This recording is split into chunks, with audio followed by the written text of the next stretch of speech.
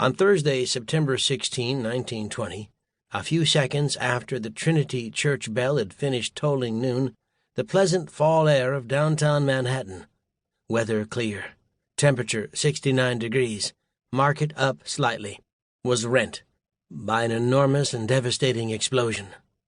Emanating from a point on Wall Street a few yards east of the intersection of Wall and Broad, and directly between the marble edifice of J.P. Morgan and Company and the barred front of the brand-new United States Assay Office, that is to say, from the precise center, geographical as well as metaphorical, of financial America and even of the financial world.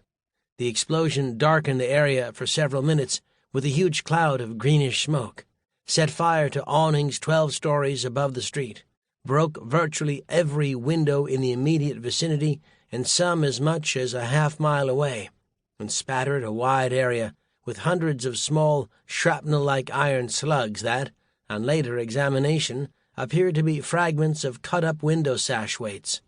It pockmarked the austere facade of the Morgan Building at 23 Wall Street, on the southeast corner of the intersection, and blew in all of its north windows, causing a hail of glass fragments to fall on persons on the banking floor below.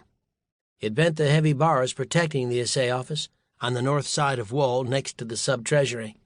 This building largely escaped interior damage precisely because it had been designed to be a fortress. It shook to the foundations, but by miracle or chance did not materially damage Wall Street's own church, Trinity, which stood, flanked by its famous old graveyard containing the bones of Alexander Hamilton, only a short block from the point of explosion. The toppling of Trinity's Gothic revival spire, had it occurred, would have symbolized the disruption of things as they were as much as the defacing of Morgan's itself. At the New York Stock Exchange on Broad Street, near the southwest corner of the intersection with Wall, the blast sent hundreds of brokers and traders surging to the center of the trading floor in an effort to avoid glass falling from the room's huge windows. There, driven from Scylla to Charybdis, they were confronted with the prospect of mass extinction by the great glass dome overhead, which threatened to fall but didn't. At the Bankers' Trust Company on the northwest corner, broken glass flew like leaves in a gale, and one of the iron slugs whizzed through the office window of Seward Prosser, the bank's president, missing his head by a few inches. Others were less fortunate than Prosser. 30 persons were killed instantly or nearly so by the explosion, and injuries befell some 300 more, of whom 10 died later.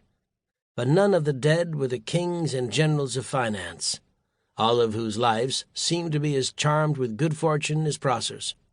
J.P. Morgan, the most famous man in Wall Street, and the public symbol of its power, was on holiday in an English country house. Of the 5 of his partners who were in the building when it was hit, all escaped injury except Morgan's son Junius, who suffered a minor cut. Of the 30 who died at once, none were brokerage partners or senior bank executives, and only one was identified as a broker. Most of the others were Wall Street's attendants and privates, young or old, the stenographers, clerks, bookkeepers, messengers, and porters, who with untimely appetite had stepped out of their buildings a minute or two before noon on their way to an early lunch. 3 were women, 4 were teenage clerks or messengers, 1 was a young banker of 25, another was a retired businessman of 68. The value of the securities lost in the confusion was negligible, and as to property damage, which amounted to $2 or $3 million, the owners of the buildings or their insurance companies could easily enough absorb that. Whatever the meaning of the explosion, it left Wall Street's power unscathed.